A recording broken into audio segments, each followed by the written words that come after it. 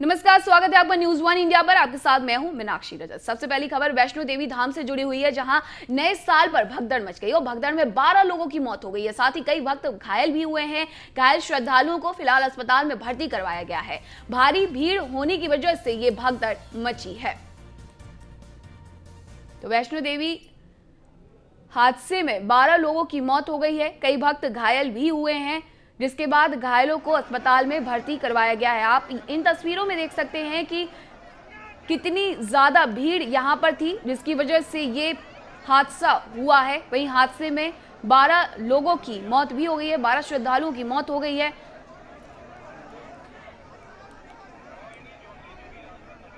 वहीं वैष्णो देवी हादसे पर पीएम ने दुख जताया है। पीएम ने मृतक के परिजनों के प्रति संवेदना जताई। वैष्णो देवी हादसे पर आर्थिक मदद का ऐलान भी किया है।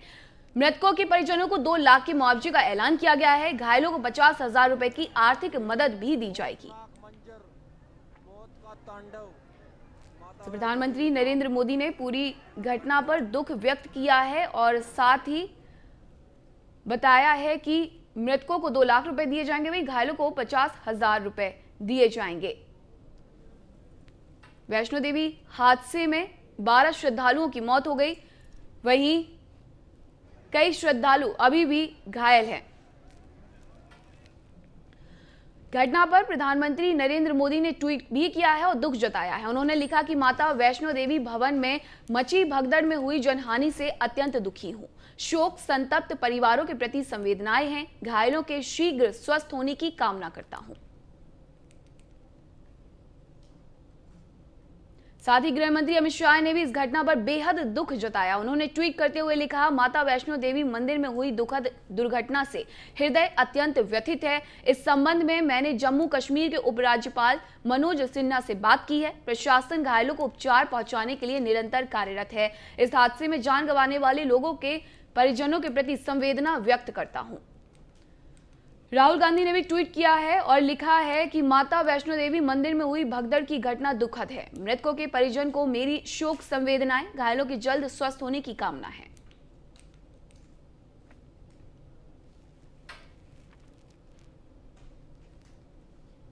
और हादसे में जिन 12 लोगों की मौत हुई है, उनकी पहचान हो गई है। उनके बारे में आपको बता देते हैं। श्वेता सिंह, उम्र 35, पति का नाम विक्रांत सिंह, गाजियाबाद से है। वहीं डॉक्टर अरुण प्रताप सिंह है, जिनकी उम्र 30 है, पिता का नाम सत्य प्रकाश सिंह है, गोरखपुर से हैं ये। विनीत कुमार, उम्र 38, पिता का नाम वीरमपाल सिंह, सहारनपुर। धर्मवीर सिंह, उम्र 35, सहारनपुर।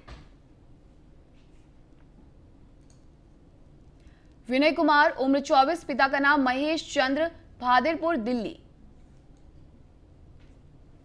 सोनू पांडे, उम्र 24, पिता का नाम नरेंद्र पांडे, भादेरपुर, दिल्ली।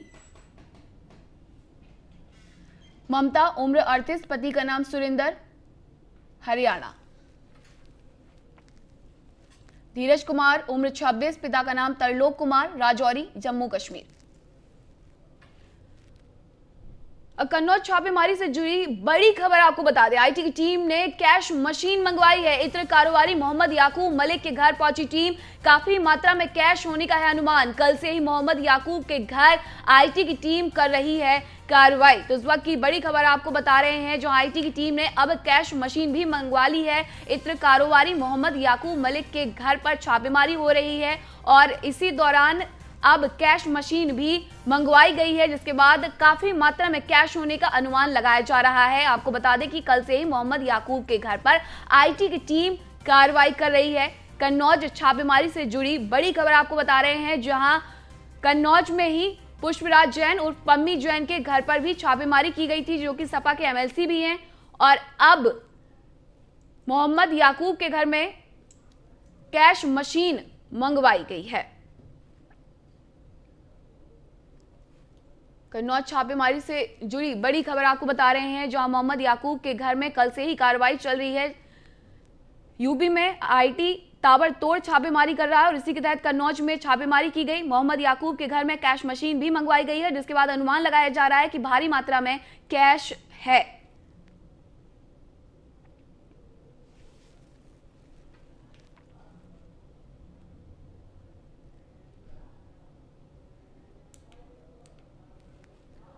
यूपी में चुनाव से पहले इत्रलोक पर छापेमारी ने सियासी पारा चढ़ा रखा है। अरबों वाले पीयूष जैन के बाद अखिलेश के करीबी और समाजवादी इत्र लॉन्च करने वाले पम्मी जैन के ठिकानों पर छापा पड़ा तो यूपी से लेकर दिल्ली तक सियासत गर्मा उठी। कन्नौज पहुंचे सपा प्रमुख ने बीजेपी पर चौतरफा हमला बोला। आरोप लगाया कि हार के डर से बीजेपी केंद्रीय एजेंसियों का इस्तेमाल कर रही है। ये रिपोर्ट देखिए। समाजवादी इत्र की दुर्गंध पूरे यूपी में फैल। कागज के फूल से कभी खुशबू नहीं आ सकती, ये कभी सुगंध पसंद नहीं कर सकते। समाजवादी इत्र का नारा देने वाले प्रदेश में किस प्रकार का बदबू, भ्रष्टाचार का बदबू फैलाते थे, दृश्य भी उत्तर प्रदेश वासियों ने देखा है। नफरत की दुर्गंध फैलाने वाले लोगों को, ये कन्नौज के लोग जो सुगंध को पसंद करते हैं, इनको आने वाले समय में सबक सिखाने का काम करेंगे। इत्रलोक में ताबड़तोड़ छापेमारी ने यूपी के सियासी गलियारे का पारा चढ़ा दिया है। बीजेपी और सपा आमने सामने है और जंग इत्रों के सुगंध और दुर्गंध पर लड़ी जा रही है। आज कन्नौज से लेकर हाथरस तक, लखनऊ से लेकर दिल्ली और मुंबई तक समाजवादी इत्र वाले पम्मी जैन के ठिकानों पर छापा पड़ा तो अखिलेश गर्म हो गए। आयकर विभाग की कार्रवाई को चुनाव से जोड़ा और उनके निशाने पर आई बीजेपी। अखिलेश ने दावा किया कि अपने ही आदमी पर छापे की खींच मिटाने के लिए बीजेपी अब सपा एमएलसी पुष्पराज जैन को परेशान कर रही है। अब अपनी खीज मिटाने के लिए जो उनसे गलती हुई, उस गलती को समेटने के लिए अब छापा मारा है पुष्पराज जैन, जिन्होंने समाजवादी इत्र बनाया है। इन्होंने राजनीति को दूषित किया है। नफरत की दुर्गंध फैलाने वाले लोगों को, ये कन्नौज के लोग जो सुगंध को पसंद करते हैं, इनको आने वाले समय में सबक सिखाने का काम करेंगे। अखिलेश ने जितनी तेजी से वार किया, पलटवार भी उसी गति से हुआ। सीएम योगी और गृह मंत्री अमित शाह ने समाजवादी इत्र से भ्रष्टाचार की दुर्गंध आने का आरोप मढ़ा और सपा प्रमुख से पूछा कि जब केंद्रीय एजेंसियां कार्रवाई कर रही हैं तो उनके पेट में मरोड़ क्यों उठी। ये समाजवादी इत्र की दुर्गंध पूरे यूपी में फैल। आज जब रेडें डल रही है, उनके पेट में उबाल हो रहा है, उबाल हो रहा है। मित्रों, आपको तकलीफ है? ये काले धन वालों के यहाँ रेड पड़े, इसमें आपको तकलीफ है? जरा जोर से बोले, तकलीफ है? मोदी जी ने रेड डालनी चाहिए, नहीं डालनी चाहिए? भाई अखिलेश, आपको क्या तकलीफ है? समाजवादी इत्र का नारा देने वाले प्रदेश में किस प्रकार का बदबू, भ्रष्टाचार का बदबू फैलाते थे, दृश्य भी उत्तर प्रदेश वासियों ने देखा है। और भाइयों बहनों, एक बात और समझ में आई होगी, आप सबने देखा होगा कि 2016 में जब मोदी जी ने नोटबंदी की घोषणा की थी, तब समाजवादी पार्टी इसका विरोध क्यों कर रही थी। अब तो समझ में आ गया होगा, क्योंकि इनके घरों में नोट की गड्डी भरी हुई थी। Former chief minister of Uttar Pradesh Akhilesh Yadav ji क्या इससे हिल गए हैं? क्या उनको डर लग रही है? क्या उनका इसमें कुछ इंटरेस्ट है? क्या एक आदमी जिनके यहां 23 केजीज ऑफ गोल्ड वैसे पड़ा हुआ है, आम नागरिक के यहां 23 केजीज ऑफ गोल्ड बिठाकर आप कुछ देखभाल नहीं करोगे? बहरहाल इन आरोप प्रत्यारोप के बीच चुनावी मौसम में हो रही छापेमारी कई सवाल भी खड़े कर रही है। सवाल है कि क्या चुनाव की वजह से केंद्रीय एजेंसियों का इस्तेमाल हो रहा है या सच में समाजवादी इत्र से भ्रष्टाचार की बू आ रही थी। Bureau report, news 1 India. करते अगली खबर का। बच्चों के टीकाकरण पर सीएम योगी आदित्यनाथ ने ट्वीट किया है और कहा है कि कोविड टीकाकरण के लिए रजिस्ट्रेशन आरंभ। कोविन पोर्टल पर रजिस्ट्रेशन आरंभ। 15 से 18 साल के उम्र के किशोरों के लिए रजिस्ट्रेशन शुरू। पीएम मोदी जी के मार्गदर्शन से रजिस्ट्रेशन की शुरुआत। तो इस वक्त की बड़ी खबर आपको बता रहे हैं, जहां मुख्यमंत्री योगी आदित्यनाथ ने बच्चों के टीकाकरण पर ट्वीट कर कहा है कि कोविड टीकाकरण के लिए रजिस्ट्रेशन कोविन ऐप पर आरंभ हो गया है। 15 से 18 साल की उम्र के किशोरों के लिए रजिस्ट्रेशन आरंभ हुआ है। पीएम मोदी जी के मार्गदर्शन से रजिस्ट्रेशन की शुरुआत की गई। उन्होंने लिखा, प्रिय प्रदेशवासियों, आदरणीय प्रधानमंत्री जी के मार्गदर्शन में आज से 15 से 18 आयु वर्ग के किशोरों के कोविड टीकाकरण हेतु कोविन पोर्टल पर पंजीकरण आरंभ हो चुका है। मेरी अपील है कि सभी अभिभावक अपने पात्र बच्चों को रजिस्ट्रेशन करें, उनके लिए कोविड टीके का सुरक्षा कवच सुनिश्चित करें। और अब खबर लखनऊ से, जहां सपा अध्यक्ष अखिलेश यादव का बड़ा ऐलान। सरकार बनने पर 300 यूनिट बिजली फ्री मिलेगी। साथ ही उन्होंने कहा कि घरेलू बिजली उपभोक्ताओं को फ्री बिजली देने का ऐलान किया है। किसानों की सिंचाई के लिए फ्री बिजली देने का ऐलान किया। समाजवादी सरकार बनने पर 300 यूनिट बिजली फ्री मिलेगी। तो आपको इस वक्त की बड़ी खबर लखनऊ से बता रहे हैं, जहां सपा सुप्रीमो ने बड़ा ऐलान किया है और कहा है कि घरेलू बिजली उपभोक्ताओं को फ्री बिजली दी जाएगी। सरकार बनने पर 300 यूनिट बिजली फ्री मिलेगी। साथ ही किसानों की सिंचाई के लिए फ्री बिजली देने का ऐलान किया है। बसपा सुप्रीमो मायावती ने प्रेस कॉन्फ्रेंस की। मायावती ने देशवासियों को नए साल की शुभकामनाएं दी। नया साल नई खुशियां लेकर आए। कोरोना के प्रति हर तरह की सावधानियां बरतें। मायावती ने कहा कि विरोधियों पर इस दौरान उन्होंने करारा हमला किया। कहा, बीजेपी कांग्रेस चुनाव से पहले खूब घोषणाएं करती है, हवाई वादे उद्घाटन पर उद्घाटन करते हैं।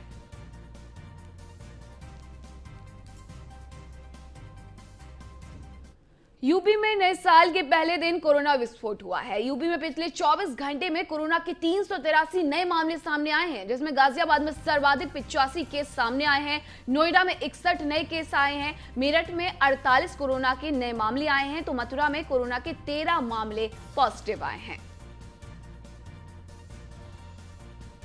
तो नए साल के पहले दिन ही यूपी में कोरोना केसों की संख्या में वृद्धि हुई है। नोएडा में 61 नए केस सामने आए हैं, तो वहीं गाजियाबाद में 85 केस सामने आए हैं। प्रधानमंत्री मोदी के आत्मनिर्भर भारत और मेक इन इंडिया के सपने को भारतीय रेलवे भी साकार करते हुए नजर आ रहा है।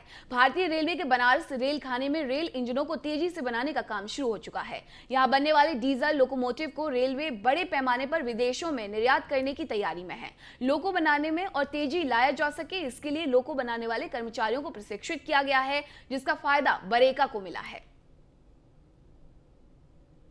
इस वक्त हम सेकेंड फेज को आपको दिखा रहे हैं कि रेल का इंजन सेकेंड फेज में जब पहुंचता है तो किस प्रकार से प्रक्रियाएं होती हैं। हमारे साथ बातचीत करेंगे और बताएंगे वो जो इस इंजन के जो डब्बा है उसको बना रहे हैं। सर बताइए कि सेकेंड फेज में क्या कुछ काम होता है। ये लोकोमोटिव है, इलेक्ट्रिक लोकोमोटिव, और ये electric dual cab electric locomotive है। और इसमें जो है 7000 हॉर्स पावर्स है, 12000 हॉर्स पावर्स की गाड़ियाँ हैं। और ये ज़्यादा कंफर्टेबल है ये बोगियों को खींचने के लिए। जी बिल्कुल। तो आप साफ तौर पे आप पीछे देखेंगे आप कि किस प्रकार से इस फायर इक्विपमेंट है। उसके बाद में ये इसके पैनल्स हैं, इलेक्ट्रिक पैनल्स हैं। ये टर्बो है। उसके बाद में इसका ट्रांसफार्मर है। ट्रांसफार्मर के बाद में इसके सारे इक्विपमेंट्स हैं। तो साफ तौर पे आप देख रहे हैं कि किस प्रकार से इस ट्रेन को बनाया जा रहा है। जो दूसरा चरण है उसको बनाने की जो प्रक्रियाएं हैं वो चल रही हैं। और निश्चित तौर पे ये आप देखिए किस प्रकार से जो मशीनरी है वो लगाई गई है, आधुनिक मशीनें। वैक्यूम के लिए होता है, ये वैक्यूम सिलेंडर है। उसके बाद में ये टर्बो चार्जर है। ये टर्बो चार्ज करके बनाता है। डुअल कैप है, उधर एक कैप था, इधर दूसरा कैप है। और ये इंजन के लिए मूवमेंट के लिए है, आगे पीछे मूवमेंट करना है। ब्रेक के लिए है, ये ब्रेक है।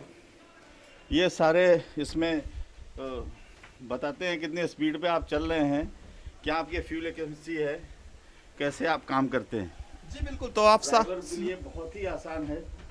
तो आप साफ तौर पे देखिए ड्राइवर को भी आसानी हो, इसको ध्यान में रखते हुए इस इंजन को बनाया जा रहा है। वीडियो जर्नलिस्ट नरेंद्र गोस्वामी के साथ पीयूष तिवारी, नई दिल्ली। इस वक्त हम BLW डीजल रेल कारखाने के अंदर मौजूद हैं। आपको दिखाते हैं कि आखिर एक ट्रेन का इंजन किस प्रकार से बनता है। इस वक्त हम एक ट्रेन के इंजन के अंदर मौजूद हैं जो कि बिजली से चलेगा। और हम दिखा रहे हैं आपको कि किस प्रकार से इसको बनाने की जो प्रक्रिया है वो चल रही है। ये पोर्शन आप देख रहे हैं किस प्रकार से एक इंजन बनता है वो हम आपको दिखा रहे हैं। तो निश्चित तौर पे जो यहाँ पे काम करने वाले लोग हैं वो यहाँ पे लगे हुए हैं। और आपको आगे हम ले चलें तो जो इंजन का मेन फ्रंट है वहाँ पे भी काम चल रहा है। आपने अक्सर देखा होगा कि यहाँ पे ड्राइवर बैठा करते हैं और किस प्रकार से इसको बनाया जा रहा है। यहाँ पे आप देखिए साफ तौर पे ये बना रहे हैं, क्या कुछ इसमें बना रहे हैं आप? देखिए ये गेज है हमारा, और ये बीपी की लाइन होती है, ये एफपी की लाइन होती है, और ये होता है एमआर गेज लाइन, और BC1 BC2, और ये किस काम में आता है? ये ब्रेक से सिस्टम है सारा। ये ब्रेक का सिस्टम? हाँ, सारा ये ब्रेक सिस्टम है। इसके अलावा आप उठ के बताएं थोड़ा कि किस प्रकार से इसमें बनाया जा रहा है, क्या कुछ और? ये ब्रेक सिस्टम के अलावा, और ये यहाँ पे क्या यहाँ से पूरा ब्रेक सिस्टम हमारा काम करता है। इसके अलावा ड्राइवर कहाँ बैठते हैं? ड्राइवर यहाँ बैठते हैं, गद्दी ऐसी जो लगती है, ड्राइवर यहाँ बैठते हैं, सामने यहाँ बैठते हैं, असिस्टेंट बैठते हैं। और इसके अलावा देखिए भाई हमारे बताएंगे, ये इधर वाले हैं, ये नया लोको बन रहा है जिसमें टॉयलेट भी है। यहाँ मतलब इंजन में ही टॉयलेट है? हाँ, ये इंजन में टॉयलेट है। तो ये आप साफ तौर पे यहाँ पे देख रहे हैं कि नया जो लोको बन रहा है, यहाँ पे जो आमतौर पे इंजन में टॉयलेट की बात कर रहे हैं वो यहाँ पे बनाया जाएगा। और निश्चित तौर पे आप देख रहे हैं कि किस प्रकार से यहाँ पे काम चल रहा है। अगर हम ऊपर दिखाएं आपको तो ऊपर भी देखिए लगातार जो बड़ी बड़ी मशीनें हैं वो लगी हुई हैं। जो इंजन बनाने वाले जो कारीगर हैं वो यहाँ पे लगातार काम कर रहे हैं। चूँकि लगातार सरकार की ओर से भी इस कारखाने की अक्सर तारीफ की गई है। कहा जा रहा है कि यहाँ से अब जो पहले बाहर के देशों से जो सामान मंगाने पड़ते थे, अब भारत खुद आत्मनिर्भर भारत की ओर आगे बढ़ रहा है। ऐसे में जो तमाम चीज़ें हैं वो अब भारत से ही बाहर भेजी जाएगी। कई देश भारत के संपर्क में है कि जो रेल इंजन है, खास तौर पे अगर हम बात करें बिजली से चलने वाले जो रेल इंजन है उनको वो दूसरे देशों में डिमांड बढ़ गई है। ऐसे में BLW की हम बात करें तो लगातार यहाँ पे काम चल रहा है और कई इंजनों पे काम चल रहा है। कुछ ही दिनों बाद यहाँ पे कई जो बिजली से चलने वाले इंजन है वो बनकर तैयार हो जाएंगे। वीडियो जर्नलिस्ट नरेंद्र गोस्वामी के साथ पीयूष तिवारी, BLW।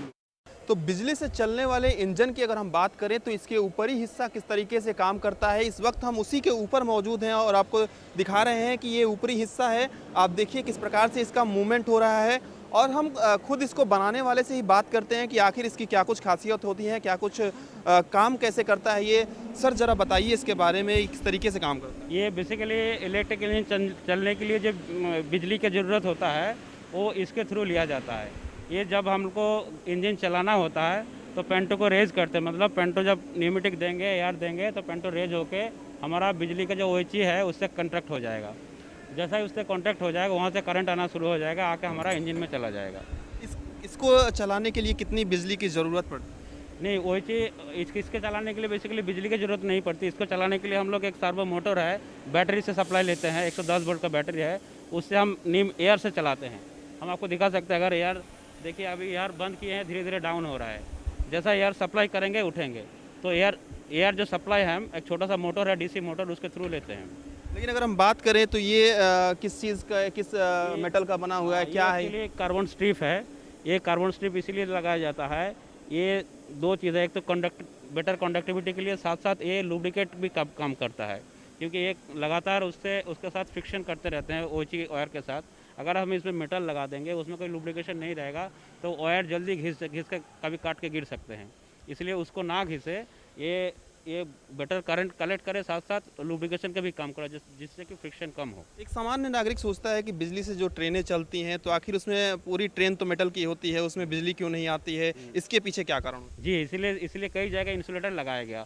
देखिए अभी देखेंगे, जब हमारा इसमें OHE वायर के साथ कॉन्टैक्ट हो जाता है, इसमें सारे पार्ट में करंट आ जाता है, लेकिन फिर भी लोको में या लोको बॉडी में क्यों नहीं आता है? देखिए ये सारे पार्ट जो है, ये मोटा मोटा जो दिया हुआ है इंसुलेटर है, इसके थ्रू अलग किया हुआ, ये करंट आने नहीं देता। इंसुलेशन का काम करता है, यहाँ तक करंट आएगा, यहाँ तक आएगा, नीचे तक नहीं ला जाएगा। इसीलिए ना मोटर पे आता है ना रूफ पे आता है, इसलिए करंट नहीं लगता है किसी को। जी बिल्कुल। तो आप देख रहे थे कि किस प्रकार से बिजली से चलने वाले जो इंजन है उसका जो ऊपरी हिस्सा है किस प्रकार से काम करता है।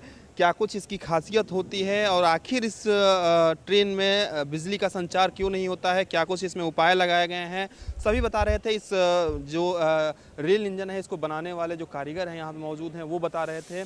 तो निश्चित तौर पे एक अच्छी पहल है जो लगातार भारत में भी अब जो रेल के इंजन हैं उनके जो संख्या है लगातार अब प्रोड्यूस हो रही है। अब दूसरे देशों में भी इन इंजनों को भेजा जाएगा।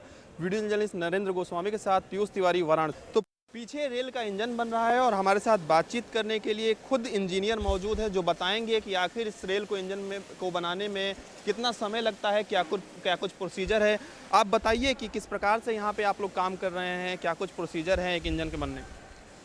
ये हमारा WAG9 जो है लोकोमोटिव का सेल है और इसको बनाने के बहुत सारे स्टेज हैं। ये मोस्टली 4 स्टेज में बनता है।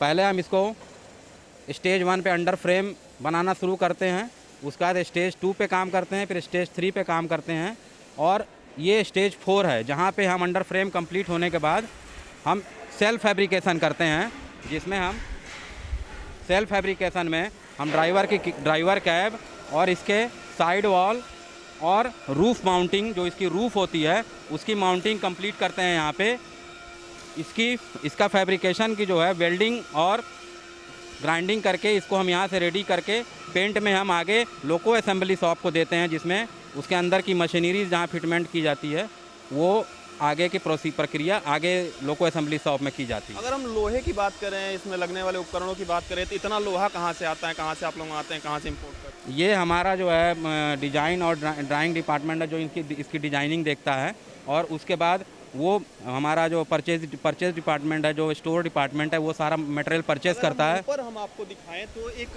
मशीन आ रही है, इस मशीन का क्या कुछ काम है? ये जो हैवी लोड्स के हमारे आइटम होते हैं उनको एक जगह से दूसरे जगह ले जाने के लिए या रखने के लिए या इसमें फिटमेंट करने के लिए ये EOT क्रेन है, जिसके माध्यम से हम लोग कोई भी हैवी स्ट्रक्चर या आइटम मूव करते हैं एक जगह दूसरे जगह ले जाने के लिए। पे अगर इंजन बनकर पूरी तरीके से तैयार हो जाता है फिर इसको कहाँ कैसे लेकर एक स्टेशन तक लेकर जाया जाता है? जब